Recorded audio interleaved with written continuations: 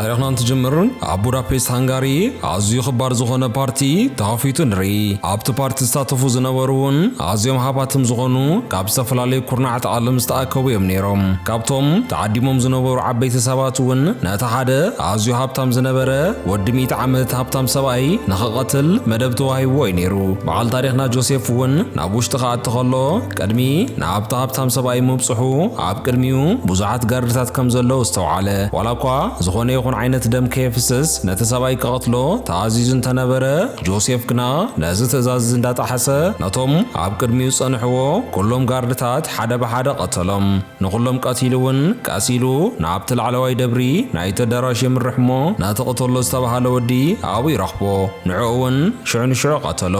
ልክዕ ናብ ደገ ክወፅእ ከሎ ግና እቶም ጋርድታት ከም ዝቐተሎ ስለ ዝረኣይዎ ከቢድ ዝኾነ ተኹሲ ኸፈቱ ኣብቲ መንጋዑ ግርግር እውን ካብቶም ዝድንሱ ዝነበሩ ደነስቲ እቲ ሓንቲ ዘሕዘነቶ ይመስል ኣብቲ ግርግር ምታን ከይተቐተል ኢሉ ሓቒፉ ተሸኪምዋ ናብ ደገ ይወፅእ ኣብ ደገ ምስ ወፀ እውን ከተመስኩኖ ኢላ ሽምካ መን ይበሃል በለቶ ሽሙ እውን ጆሴፍ እንዳሃለወ ኮነ ኢሉ ጆኤ ዝበሃል ኢሉ ተላለያ ነፅባሒቱ እውን ጆሴፍ ናብቲ ናይ ግሊ ሓኪሙ ዝነበረ ዶክተር ይኸይድ እሞ ጥዕኑ ከመይ ከም ዝኾነ ቸክ ገበረ እቲ ዶክተር እውን ብዙሓት ጭንቀት ዝወለዶም ትራውማታት ስለ ዘለውኻ እንታይ ዓይነት ስራሕ ከም ትሰርሕ እኮ ላይ ንፍለጦ እምበር እዚ ስራሕ እዚ ብቕልጡፍ ደው እንድሕር ዳኣ ዘይቢልካዮ ኣእምሮኻ ከኻሴካ ይበሎ ኣብቲ ዝቕፅል መዓልቲ እውን እታ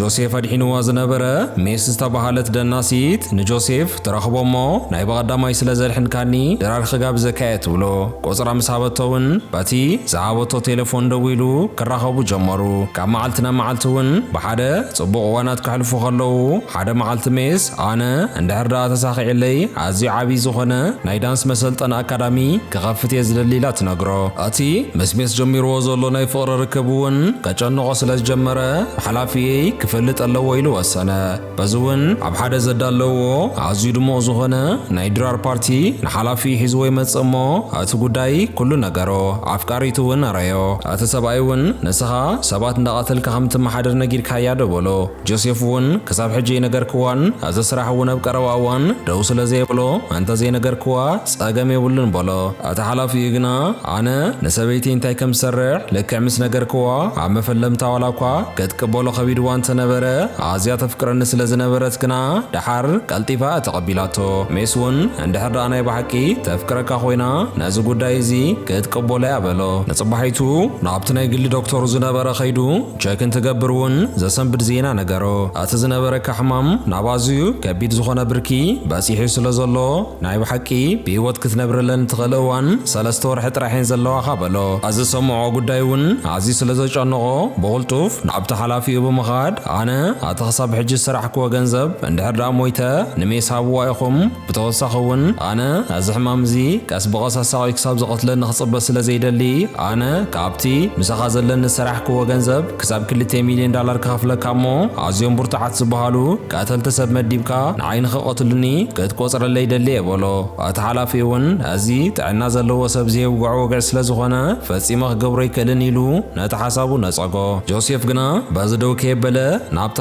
ኣዝያ ሓደገኛን ፍልጥን ዝነበረት ሰባት ብምቕታል ትፍለጥ ዝነበረት መርሰነሪ ብምኻድ ነቲ ገንዘብ ክህበኪ ኮይኑ ግና ዝኽፈል ዋጋ ከፊልኪ ንዓይ ኣብ ውሽጢ 24 ሰዓት ከም ዝመውት ግበር ንበላ ቀፂሉ እውን ነቲ ኣፍቃሪቱ ዝነበረት ንሜስ ንምሾቱ ይረኽባ እሞ ከም ዝኽብል ነገራ ኣነ ንስኽን ኣቲ ጀሚርናዮ ዝነበርና ናይ ፍቕሪ ርክብ ካብ ሎሚ ምሸት ጀሚርና ደው ክነብሎ ኣለና በላ ምኽንያቱ ንኽነግራ ዋላ እኳ እንተሓተተቶ ጆሴፍ ግና ክነግራ ኣይከኣለን እታ ልባ ከፍቅሮ ጀሚሩ ዝነበረ ሜስ እውን በዚ እትሰምዖ ዘላ ልባ ተሰይራ ገዲፋቶ እንዳበኸየት ትኸይድ ጆሴፍ ናብ ገዝኡ ምስ ተመለሰ እውን እቲ ኩነታት ከጨንቆ ስለ ዝነበረ በዝሒ ዘለዎ መስተታት ክሰቲ ጀመረ ኣብ ውሽጡ ሓደ ሓሳብ መፀሉ ንምንታይ ከምዚ ላፍቂራት ንኸላ ልባ ሰብራ ዝሓሰበ ይመስል ኩሉ ተሓቂ ነገራ ኣነ ክሳብ ሕጂ ዝመሓደር ሰባት ቀተሊሎም ብዝኸፍሉኒ ልዑል መጠን ገንዘብ እንትኸውን ክሳብ ሕጂ እውን ብዙሓት ሰባት ቀቲለየ ኣብዚ ሕጂ ሰዓት ግና ክትነብረለን ትኽእል 3 ወርሒ ጥራሕ ዘለዋኻ ምስ ተባሃልኩ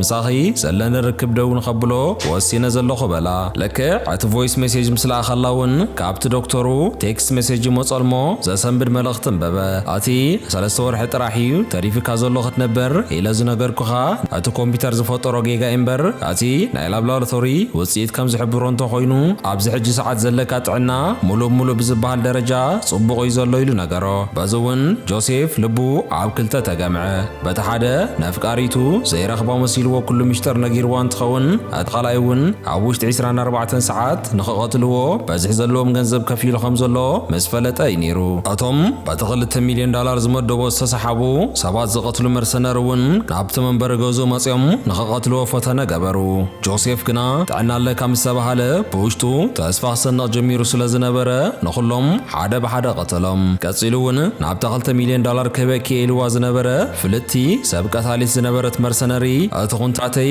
ደው ኣቢለ የለኹ ስለዚ ቀተልቲ ሰባት ምልኣኪ ደው ኣብል በላ ንሳ ግና ኣነ በቲ ገንዘብ ኢለ ጥራይ ዘይኮንኩስ ነቦይ እውን እስኻ ስለ ዝቐተልካለይ ገንዘብ እንተዘይተኸፍለኒ እውን ነዚ ነገር ካብ ምግባር ደው የብሎኒ ኢላ ነገረቶ በዚ ኩነታት እንድሕር ቀፂሎም እውን እቲ ኣፍቃሪቱ ሜስ ኣብ ሓደጋ ከም እትኣቱ ስለ ዝተረድኦ ቴሌፎን ደው ኢሉ ብቕልጡፍ ካብዚ ከተማ ዝውፅእ በላ እቲ ናይ ጆሴፍ ቴክስት ሜሴጅ ዝበፅሓ ሜስ እውን ብቕልጡፍ ካብታ መሓዛ እንዳተዘናግዕትሉ ዝነበረት ናይት ክለብ ወፅያ ካብታ ከተማ ንኽትወፅእ ፈተነት ኮይኑ ግና ብዙሕ እንተይተጓዓዘት ከላ ሞቶም ካብታ መርሰናሪ ተላኢኾም ዝነበሩ ቀተልቲ ሰብ ኣብቲ ማዕጾ ገዛ ክጽበይዋ ስለ ዝጸንሑ ልክዕ ናብ ደገ ምስ ወፀት ርእሳ ሃሪሞም ወና ኣስሒቶም ኣብ መኪኖም ኣትዮም ሒዞማ ይኸዱ ካብ ግዜ ናብ ግዜ እውን ነቲ ንጆሴፍ ናይ ምቕታል ኮንትራት ዝቕበሉ በዝሒ ቀተልቲ ሰባት እንዳበዝሑ ይኸዱ ከም ዘለዉ ስለ ዝፈለጠ ኣብቲ ማእኸል ከተማ ተጸኒሑ ዓርሱን ምሕላው ከቢድ ከም ዝኾነ ገመተ ቀፂሉ እውን ካብታ ከተማ ብምውፃእ ኣብ ሓደ ንኽትጋጠም ኣዝዩ ምቹው ዝኾነን ብዙሕ መጥቅዒ ቦታታት ኣብ ዘለዎ ቤተ መንግስቲ ዝመስል ገዛ እውን ክጽበዮም ጸንሐ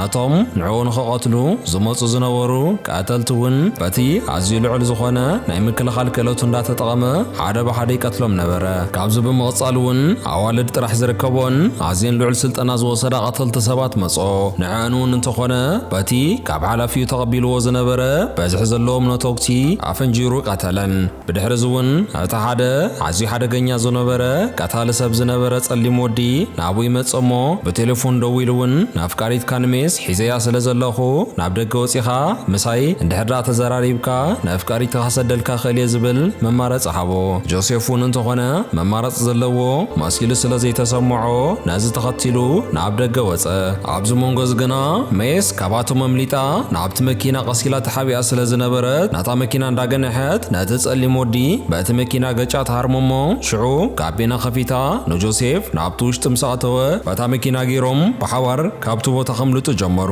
ብሕርቃን እውን ንምንታይ ኢኻ እዚ ጉዳይ እዚ ካብ መፈለምታ ዘይነገርካ ንበለቶ ጆሴፍ ድማ ኣነ ጦሮታ ክወፅእ ቀሪበ ስለ ዝነበርኩ እዚ ጉዳይ እንተዘይፈለጥክዮ ፀገም የብሉን ኢለ ሓሲበ ስለ ዝነበርኩ ይበላ ብድሕሪ እዚ እውን ሜስ ዜና ኣለኒ ትብሎ ናትካ ቆልዓ ጠኒሰ እየ ዘለኹ ትብሎ በዚ እውን ጆሴፍ ልክዕት ሓጎሱ ከይወድእ ከሎ አንደበት በቲ ጥይት ታሪማቶ ዝነበረት ምኽንያት ሜስ ውንኣ ትስሕት እሞ ሽዑ ነታ መኪና ብቕልጡፍ እንዳገነሐ ተኸባቢ ዝነበረ ቤተ ክርስቲያን ልክዕ ምስ በፅሐ እውን በቲ ዝወሰደቱ ዕረፍቲ ናቡና ትምለስ ናብቲ ቐሺ ቀሪቦም እውን ኣብዚ ስነ ስርዓት ምርዓና ክንፍፅም ሓሲብና ነርና እሞ ተፍቅደልና ዶ በልዎ እቲ ቐሺ እውን ቅድሚ መርዓ ምፍጣርካ ግን ግድን ንስሓ ክተኣቱለካ በሎ ጆሴፍ እውን ነቲ ቐሺ እቶም ኩሎም ዝገበሮም ሓጢኣታት ተነስሐ እቲ ንስሓ ምስ ተወድአ እውን ልክዕ እቲ ናይ ምርዓ ፕሮግራሞም ምስ ጀመሩ እቲ ዝከታተሎም ዝነበረ ጸሊም ወዲ ሃንደበታዊ ጥይት ብምትኳስ ነቲ ቐሺ ኣብ ኣፍ ልቡ ሃሪሞ ወደቆ በዚ እውን ሜስን እቲ ቐሽን ናብቲ ገላሳ ቦታ ኸይዶም እንትሕብኡ ጆሴፍ ግና ምስቲ ጸሊም ወዲ ታኾስ ነበረ